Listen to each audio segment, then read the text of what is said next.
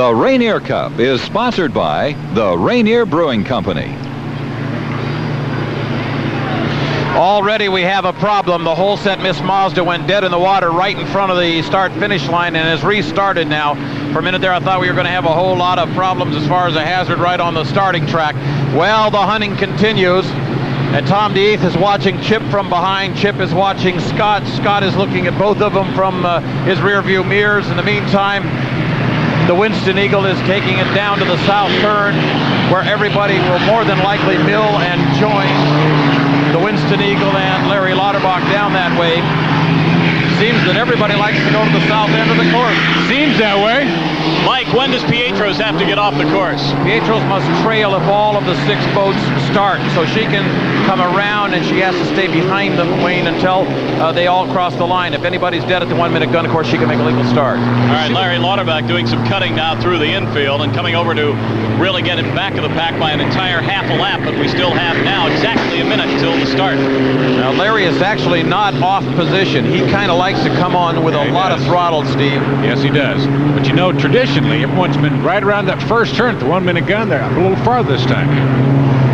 Actually, Larry's in pretty doggone good position, as a matter of fact, because he's got some speed and he's got some distance to work with. The other guys are all bunching again once more. Tom DeEath will come down very slowly on the inside lane. Chip is back on the throttle. Scotty is staying up in the thick of it as well, ahead of the rest of them. So is George and the Oh Boy Oh Bird OKUBE, and it appears the whole set Miss Mazda is okay and mechanically sound, although she quit right out here on the front chute there about 3 minutes before the start. All right, everybody's starting to come up on speed. 15 seconds left on the clock. Inside's going to be the Bud. Second lane is going to go to the Winston Eagle. Chip will be in the third lane. Scotty will be in lane 4. George or the Oh Boy Oh Bird OKUBE in 5. On the outside will be the whole set Miss Mazda. Good start. They're going to be right on it. A perfect start for this whole fleet. And this is for the Rainier Cup. And down into the first turn, Chip Hanauer seems to have the pace on them with the Budweiser on the inside. Good to me. A very nice corner for Chip Hanauer and the Miss Circus Circus, but the Budweiser's right in there too. A little bit of a pinching going on at the exit pin. Miss Budweiser on the inside, Circus Circus on the outside. Bud gets loose, hooks just a little bit. They're about a quarter way down the back chute. We got a drag race. Prince went by the Larry Lauterbach boat, so Mr. Pringles is third now. Lauterbach fourth on the backside. All right, we've got him pulling right into that north turn where the wind is pretty miserable and the chop is pretty bad. Chip is staying tight in on the Budweiser, making him work for the corner. Very tight corner, side by side. They come off. And the crowd loves it. Down to finish lap number 1, it'll be Chip Hanauer with a slight margin. The speed, 134.5 to 131 for the Budweiser, and they stay right on it. As they go down to the lower corner, both boats getting loose. Chip's boat comes completely out of the water there. They go through the lower corner. Oh, very, very nice turn by Chip Hanauer. He is keeping the Budweiser in the shadow of the Rooster Tail. There you see the margin. Approximately 5 boat lengths, less than a second's differential. And Chip Hanauer on the back chute. Great acceleration on the surface. And he is getting a nice ride down that straightaway. The Budweiser is staying with him, though. Tom DeEath knows he's got his hands full now, and he's going to have to work to win this one. Chip Hanauer gets a great corner and starts to shut the door on Tom DeEath in that turn. Tightens up his turn and will come down to lead lap number 2. Out front once more. Speed for the Circus Circus, 130.5, 129.4 for the Budweiser. Third place remains Scott Pierce. Fourth place, the whole set Miss Mazda. Fifth, the Winston Eagle. And in sixth place overall and trailing back in the field. Let's see if Chip shuts the door now. He's got room. Sure did. Yes, he closed the door on him again, and he got additional margin on him here on lap number 3. The Oh Boy Oberto Miss KUBE is in fifth place, the last of the boats running. Down the back chute, Chip Hanauer in the Miss Circus Circus. The consensus here, definitely among the broadcast crew, for a win out here. The one that Todd Yarling likes, and he's getting an awfully good ride, Todd. Well, he is. It's surprising how tight he's able to hold the buoys. He got right in there and closed the door on the Budweiser just the way you're supposed to do when you're out here racing. Definitely has. The Bud is getting into the slop and having a rough time out of the corner. Chip seems to get over the top of it. 127.8 for lap number 3. The Budweiser's not giving up. The pressure's still on. Tom DeEath in second place. Chip's crew has got to be on the radio, Mike, saying you've got maybe, 300-400 yards. You got to go ahead and just, let up a little.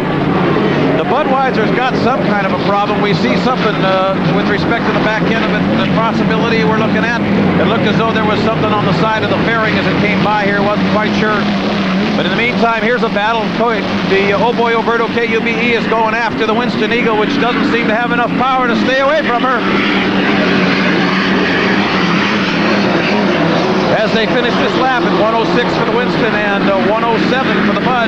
She is definitely, for the Oberto rather, she's definitely trying after him. Lap number 4 about to end. Look at the slop up in that turn as the Miss Circus comes off the corner. And here's the real dogfight for 3rd and 4th now. And the Oh Boy Oberto Miss KUBE goes by the Winston Eagle on the outside. Looks like the Winston may have overheating problems again. Could well be. Chip Hanauer at 121.6 now is still your leader. Miss Budweiser passes us again. Let's take a look at the outside of that, the right fairing of the Miss Budweiser. Appears to be something on there that is a little confusing. They've lost some equipment. It looks like that right upright fin is either cracked or part of it is blown away. Maybe it got washed off of there when they got behind Chip. There, yes it is. That's exactly right. That's what it looked like to me too. And you can see it very closely there. Well, Chip Hanauer is on the checkered flag lap, and it looks like Mr. Hanauer, despite that school bus he's driving, is going to wind up winning this Rainier Cup. We smelled the fish story, and it was right. You better know it. This guy's a master fish vendor and keeps a straight face all the way through the sail. And he's got a quarter lap to go, and Chip Hanauer in the Circus will win. Off the turn, 1,000 feet from the line. The winner of the 1989 Seafair Rainier Cup, and a popular win it is, Chip Hanauer and Miss Circus. Second place, Tom DeEath and the injured Miss Budweiser. Last lap for the Circus, 120.6. Last lap for the Bud, 119.3. Even on this water, that's extremely respectable. It surely is. Mr. Pringles will take 3rd place, but more importantly, Mr. Pringles will come home right side up for the first time in a long time. Congratulations to Scott Pierce. And there you see the damage. Both the tail cone as well as the right fairing is all battered up on the Miss Budweiser.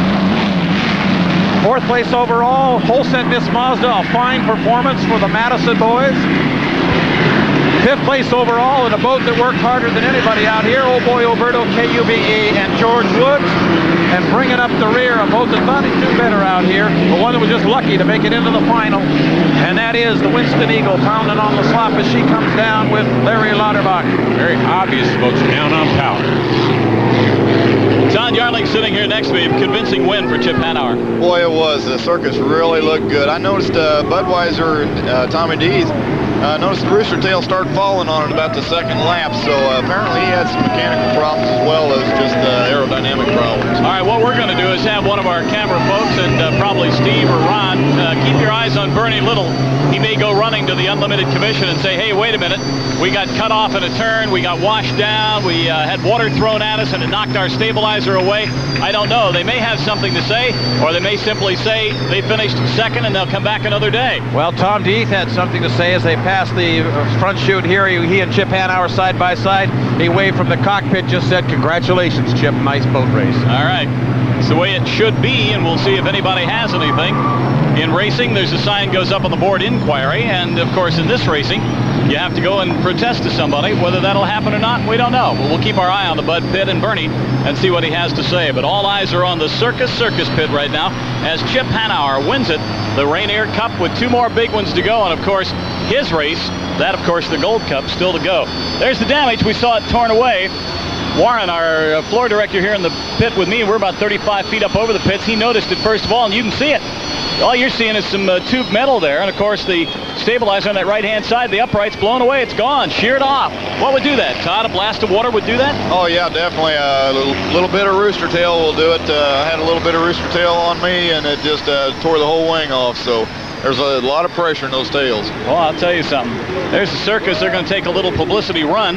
Let the photographers get a little extra. All the clowns in the pink and white shirts are on the dock standing down there. I don't mean the clowns on the crew, I mean the clowns that actually run around with clown suits on, representing the Circus Gambling Casino. Well, Wayne, as you know, this is a major comeback for this gentleman, Chip Hanauer and his crew, and Dave Billwalk and all the guys who had to literally put this boat back together twice after they had to give up on their major boat, their number 1 boat, which is so much faster than this one. This has got to be just a very, very, very important win and a very pleasing one to them. Circus pulling in to their finger pier. Steve Rabel will be on nearby or on top of that boat as it gets back home. And Chip shuts her down and he'll coast in the rest of the way. While the Circus is coming to land, let's check in at the Bud Camp. Thank you very much, Wayne. Bernie Little and Tom Deep just coming onto the pier right now. There's extensive damage to the boat. Let's see if we can get Tom's comment. Tom, what happened out there? Huh?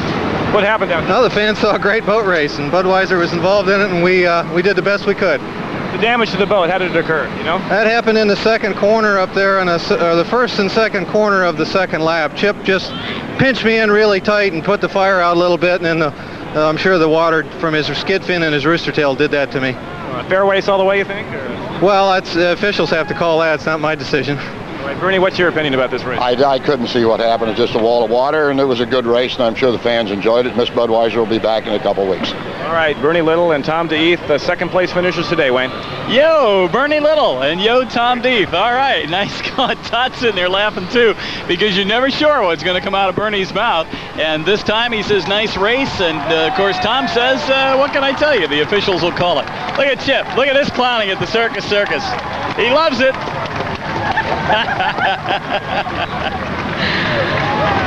He's been boat racing since he was a kid, and he loves it, doing a little boogaloo or whatever. Look, he says, I told you. He's doing a little Mike Tyson now, a little Muhammad Ali standing out there on that boat, getting all the publicity in the world for Circus, and I'm sure the sponsors love just that. Wayne, let me tell you, there was absolutely no illegalities in that heat. We have Mike Noonan right here. Mike, everything was okay?